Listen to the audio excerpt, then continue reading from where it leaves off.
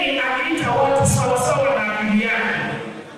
Wale wakaimbe Simba Simba yake hawaelewi chochote. Wale wenye akili zao wanajua yule bwana yani hana plani kabisa. Ni mtu clueless, reckless, planless.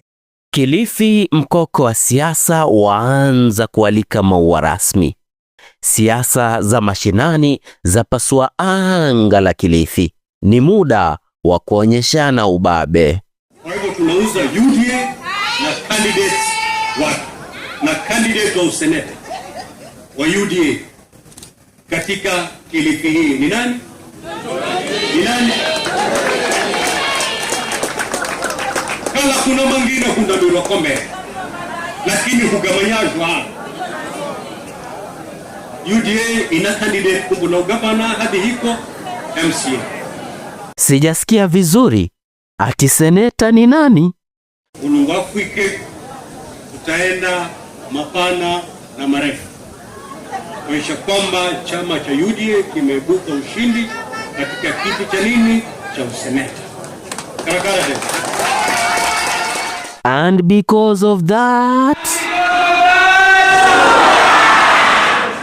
haya basi, sikia na hii.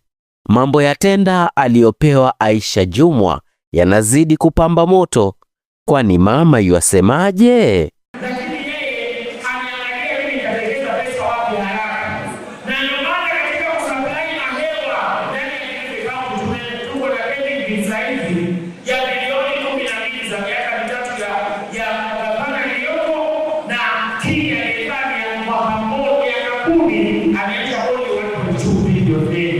Sasa yeye anasema Aisha alipewa tenda sivili ya hii alikuja kusitoa hadharani. Mimi niseme ndugu yangu, wewe ni gavana wa Kilifi County.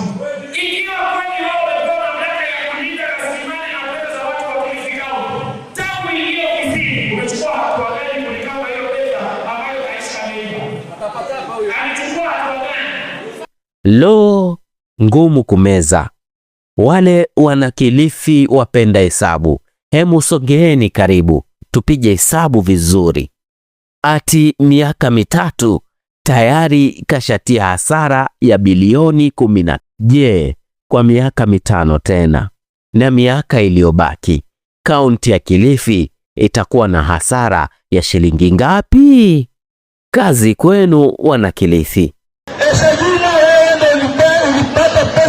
Kandarasi ya kununua mashine ya kuchimba visima ndani ya Kilifi milioni 100, akaenda kanunua ligari ambalo limeweza likapele Kilifi kapambanywa wale kusimani. Bila shaka jambo hili hatuwezi kuliacha liende hivi hivi. Bwana Gavana Mheshimiwa Gideon Maita Mung'aro, ushahidi uko wapi? Mama anaongea huyu kelele, nimwambie leo anisikie vizuri.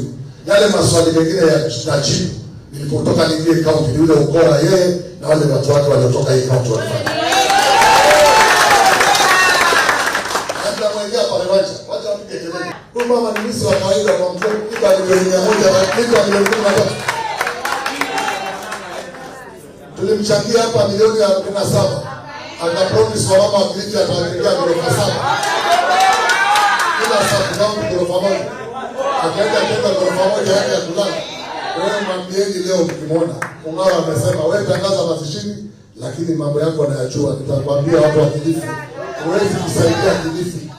Hii ni siasa ya Kilifi. Mimi ni Kasim Hamisi kutoka Dabaso Sultan Media.